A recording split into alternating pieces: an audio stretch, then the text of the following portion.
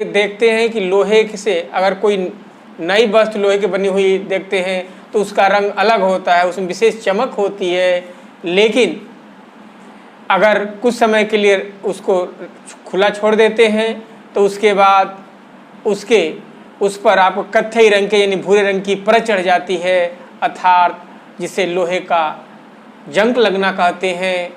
उसी प्रकार आपका अगर चांदी की कोई आभूषण हो या तांबे की कोई बनी वस्तु हो, बर्तन हो, तो देखते हैं कि वो भी आपको उस पर तांबे की वस्तु पर हरे रंग की परत चढ़ जाती है और चांदी की वस्तु जो होती है वो काली हो जाती है। तो ये क्यों हो जाती है? अर्थात वो संक्षारित हो जाती है। तो यानी एक्चुअल में नमी, वायु अथवा अम्ल के उपस्थिति में धातुओं के क्षरण होने की प्रक्रिया को ही संक्षारण कहते हैं। होता क्या है कि वायु और नमी की उपस्थिति में आपको या अम्ल की उपस्थिति में धातुओं का धीरे धीरे क्षय होने लगता है, उस पर जंग लग जाता है और उस घटना को ही क्या कहते हैं? संक्षारण कहते हैं, यानी उनका क्षरण होता है। आपका इसका अध्ययन हम लोग इसलिए कर रहे हैं कि आप देखते हैं कि जैसे पुल है, आपको इसके बाद आपका कई वस्तुएं होती हैं जो धातु विशेषकर से लोहे की बनी होती है, जिसका हम व्यवहारिक जीवन में उपयोग कर रहे हैं। अतः उनके क्षण को अगर उसका अध्ययन करेंगे, उस क्षण को कैसे रोक पाएंगे, इसलिए संक्षारण का अध्ययन आवश्यक होता है। और आगे चल करके धातु और अधातु के चैप्टर में इसका विधिवत अध्ययन भी करना होगा। यहाँ यही समझना है कि संक्षारण होता क्या है। तो संक्षारण के मतलब कि धातुओं की वायु, नमी अथवा अम्ल की उपस्थिति में क्षरण होने की प्रक्रिया को ही संक्षारण कहते हैं। अर्थात धातुओं पर जो जंग लग जाता है वो आपका, तो जंग तो विशेष तरह से लोहे की वस्तु को ही कहते हैं। शेष वस्तु पर भी जो उनका धीरे धीरे वायु, नमी की उपस्थिति में क्षरण होता है, उसी को संक्षारण कहते हैं। क्योंकि इसके संक्षारण की उपस्थिति बहुत क्षति होती है, प्रतिवर्ष बहुत पैसा खर्च होता है। तो उसको यह एक कमी है, इसको रोका जाने के लिए उपाय सोचना होगा, जिसके विषय में आगे डिस्कस करना है। जैसे आपको लोहे की जो वस्तु होती है उस पर अगर जिंक की पतली परत चढ़ा दी जाती है, जिसको यह सदीकरण कहते हैं, तो उसके जंग से उसको रोका जा सकता है, बहुत समय तक उसके जंग के प्रभाव को कम किया जा सकता है। तो यह इससे आपको आपका संक्षारण समझ गए कि संक्षारण है क्या, यानी धातु का क्षरण होना ही संक्षारण होता है। एक प्रश्न और है विकृत गंधिता। तो विकृत गंधिता के मतलब कि अगर वसा युक्त या तेलीय युक्त आपका पदार्थ है, भोज्य पदार्थ होते हैं, तो वायु में अगर उसको कुछ समय के लिए खुला छोड़ दिया जाए तो उसके बाद उसके स्वाद और गंध आपको बदल जाते हैं। इस घटना को इसको ही क्या कहते हैं? विकृत गंधिता कहते हैं। यानी वायु के उपस्थिति में आपको तेली या वसा युक्त पदार्थ का उपचयित हो जाने की घटना ही विकृत गंधिता कहलाती है, क्योंकि इसमें आपका स्वाद और गंध वस्तु के बदल जाते हैं। इस प्रकार आपको उपचयित होकर के तेल या वसा युक्त पदार्थ विकृत गंधी हो जाते हैं। अब ये विकृत गंधित में आपको वायु के ऑक्सीजन की उपस्थिति में उपचयित होकर के होते हैं। अतः ऐसा पदार्थ का यूज कर दिया जाए कि जो उसको ऑक्सीजन से संपर्क में आने से रोके। तो ऐसे पदार्थ जो वसायुक्त या तेलीय पदार्थों को उपचयित होने से रोकते हैं, उसी को प्रतिऑक्सीकारक यानी एंटीऑक्सीडेंट पदार्थ कहते हैं। उसका प्रयोग करके आपको विकृत गंधिता से बचाया जा सकता है। इसी कारण से देखते हैं जो प्लास्टिक के आप पाउच होते हैं उसमें एक्चुअल में देखते हैं कि वो फुला फुला दिखाई देता है, यानी उसमें क्या होता है, नाइट्रोजन गैस भर देते हैं, जिससे वह आपको वायु ऑक्सीजन के संपर्क में ना पाए, अर्थात वो निष्क्रिय होता है नाइट्रोजन गैस, और वो वस्तुओं को उपचयित होने से बचाता है। तो यह रहा है विकृत गंधिता। विकृत गंधिता का मतलब क्या हुआ कि वस्तुओं के स्वाद और गंध में बदलाव आ जाना ही विकृत गंधिता है। यानी वस्तुएं क्यों बदल जाती है, तो उपचयित हो जाती है, वायु के ऑक्सीजन की उपस्थिति में उपचयित होकर के उनका स्वाद और गंध बदल जाता है, और ये घटना ही विकृत गंधिता कहलाती है। अब प्रत्यक्षकारक पदार्थ जैसे नाइट्रोजन का अगर प्रयोग किया जाए, उनके वातावरण में रखा जाए, तो विकृत गंधिता से वस्तुओं को बचाया जा सकता है। इसीलिए चिप्स के पैकेटों के अंदर क्या नाइट्रोजन गैस भरी रहती है। तो कारण क्या है, तो कोई धातु वायु, नमी अथवा अम्ल के संपर्क में आती है तो उसके के प्रभाव में उसका क्षरण होने लगता है, जिसे संक्षारण कहा जाता है। इस प्रकार वायु, नमी एवं अम्ल के उपस्थिति में धातुओं की क्षरण होने की प्रक्रिया ही संक्षारण कहलाती है। जैसे लोहे का जंग लगना, चांदी के बर्तनों को या आभूषणों को काला हो जाना, अथवा आपको तांबे की बर्तनों के ऊपर आपका रंग की परत चढ़ जाना, ये किसका उदाहरण है, तो संक्षारण का उदाहरण है। विकृत गंधिता क्या होती है, तो वसा और तेल युक्त यानी जो वाष्पशील ये पदार्थ हैं वो आपका उपचयित हो जाते हैं, तो कहा जाता है कि वो विकृत गंधी हो गए हैं। और इस प्रक्रिया को ही यानी आपका वसा और तेलयुक्त पदार्थों के उपचयित होने के कारण उनके गंध और स्वाद बदल जाते हैं। इस घटना को ही विकृत गंधिता कहते हैं।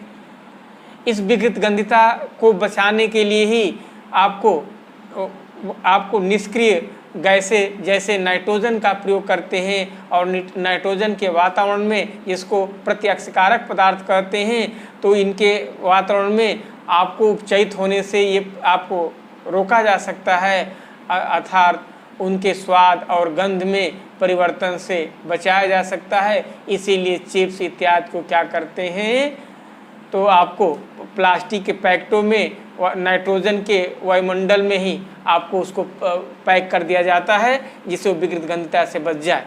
तो समझ गए विकृत गंधिता क्या होती है, यानी उनके उपचयित होकर के गंध और स्वाद में परिवर्तन होना ही विकृत गंधिता कहलाता है।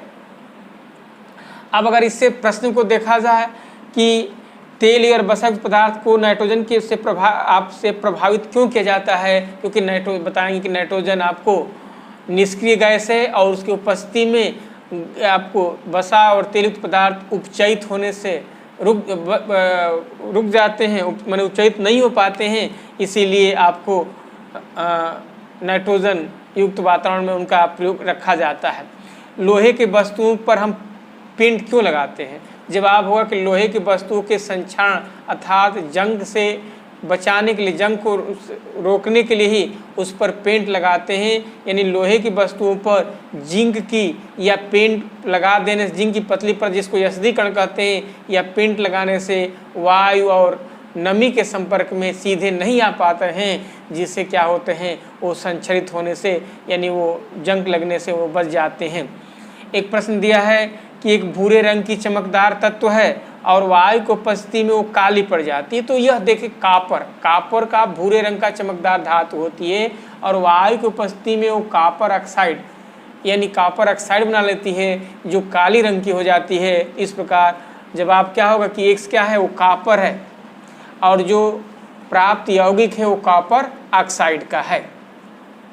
अब उपचयन और अपचयन क्या कहते हैं, तो किसी भी तत्व यौगिक की वायु के उपस्थिति, किसी भी तत्व यौगिक की ऑक्सीजन के साथ संयोग की घटना को उपचयन कहा जाता है, और किसी भी तत्व यौगिक से ऑक्सीजन के अलग होने की घटना यानी अलग होने की रासायनिक अभिक्रिया को ही क्या कहते हैं, अपचयन कहते हैं।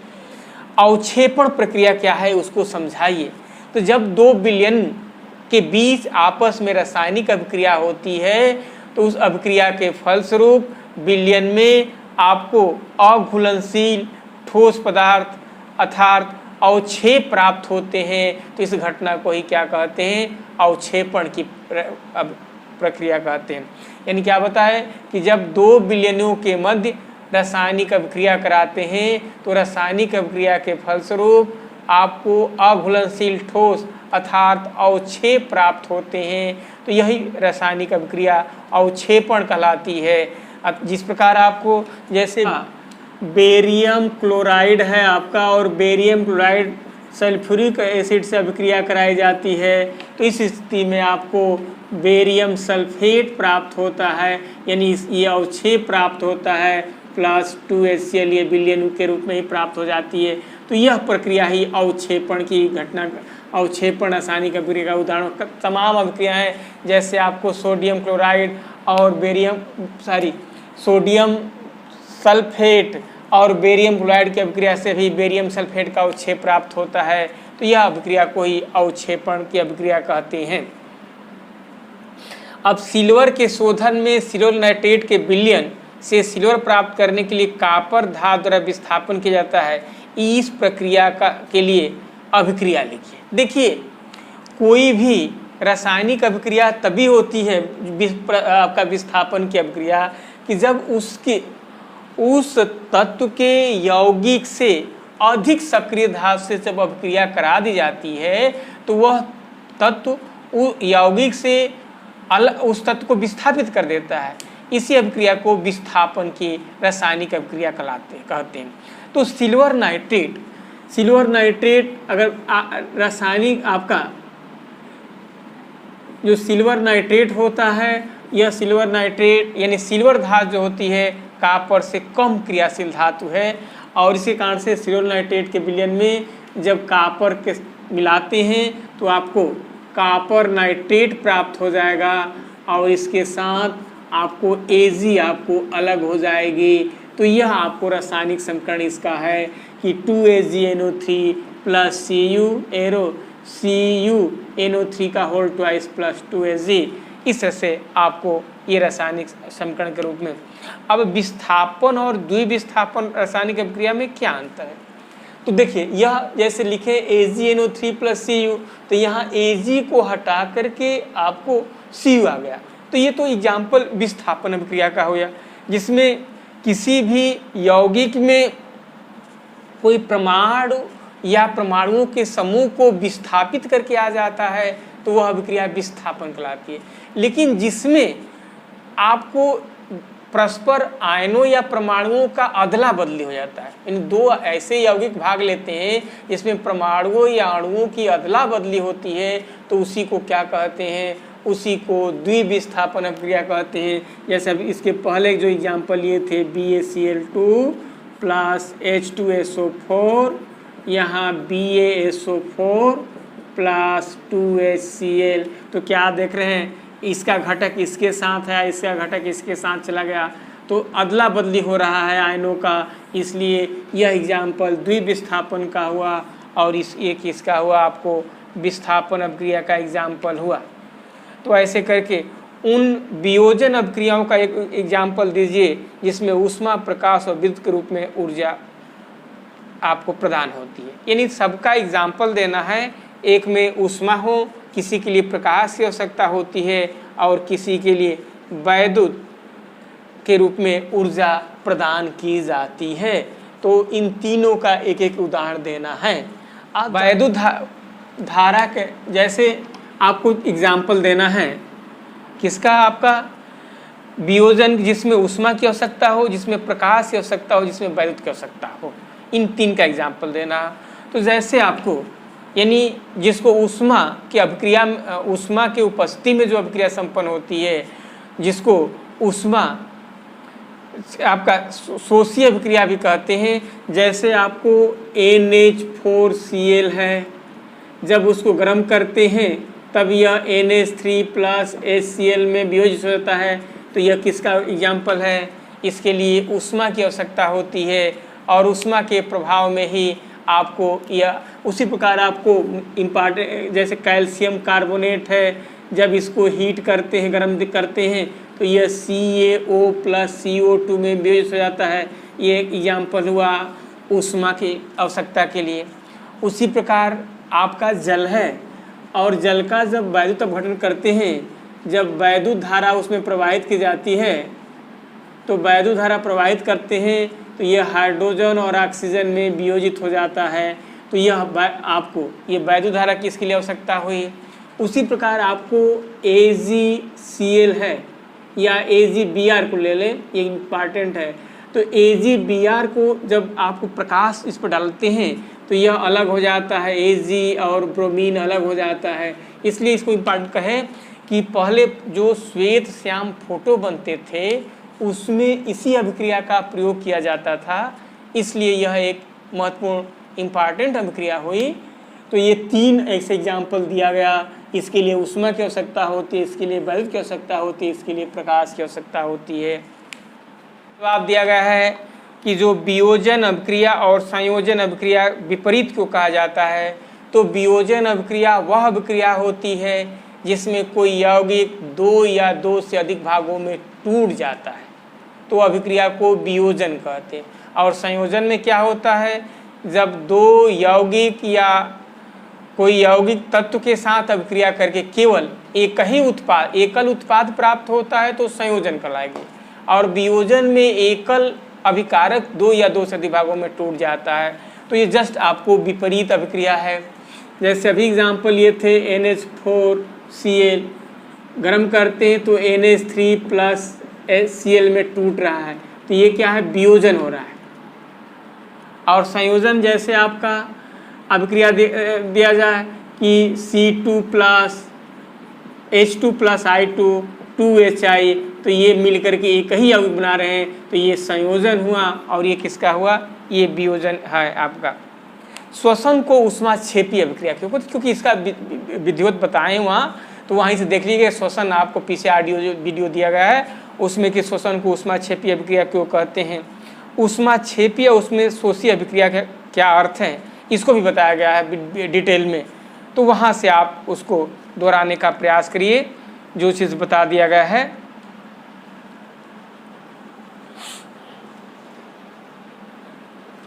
अब आपका रासायनिक समीकरण है इस चीज़ को, जैसे आपको कैल्शियम हाइड्रोक्साइड है यानी CaOH का होल ट्वाइस, और आपको कार्बन डाइऑक्साइड यानी CO2 से अभिक्रिया कराएंगे, तो ये अभिक्रिया करने पर क्या प्राप्त होता है, कैल्शियम कार्बोनेट और जल प्राप्त हो रहा है, यानी CaCO3 प्लस H2O प्राप्त होता है। यह देखना है कि ये संतुलित है कि नहीं।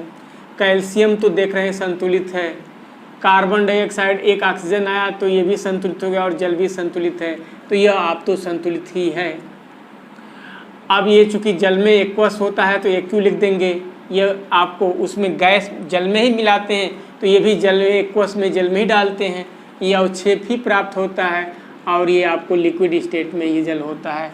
इस प्रकार ये आपको अभिक्रिया हुई।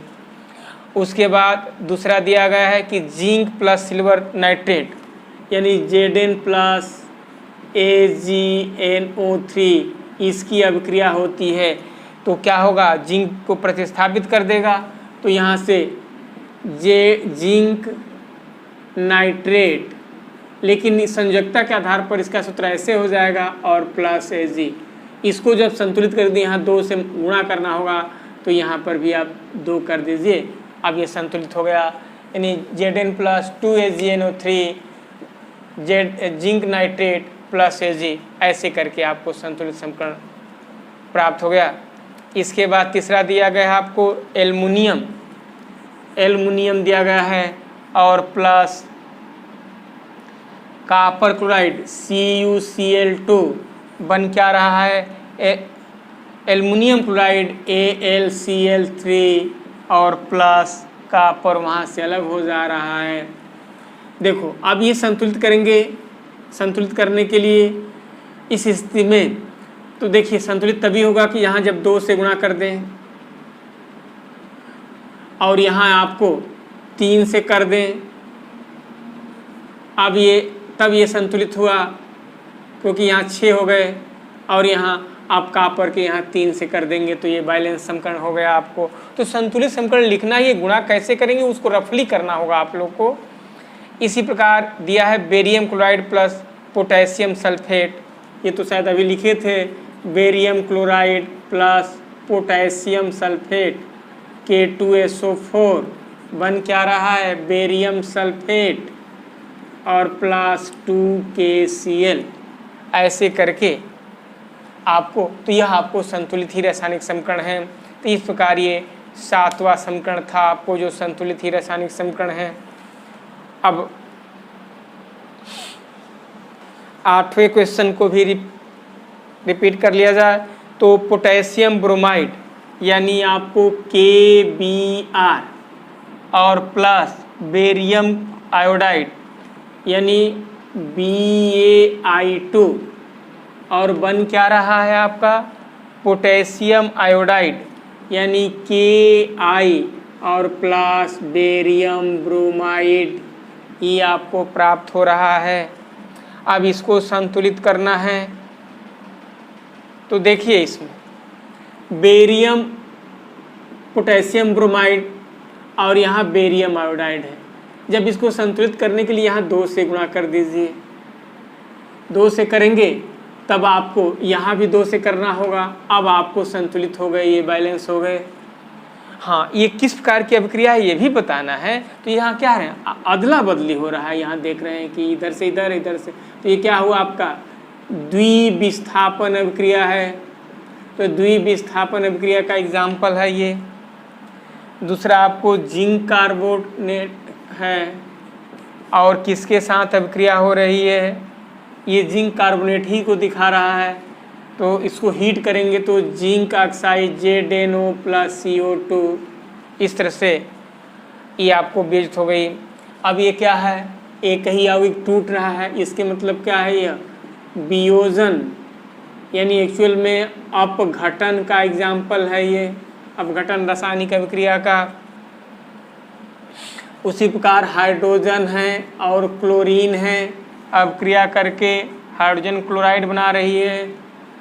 ये संयोजन अभिक्रिया का, संयोजन का एक उदाहरण है आपका।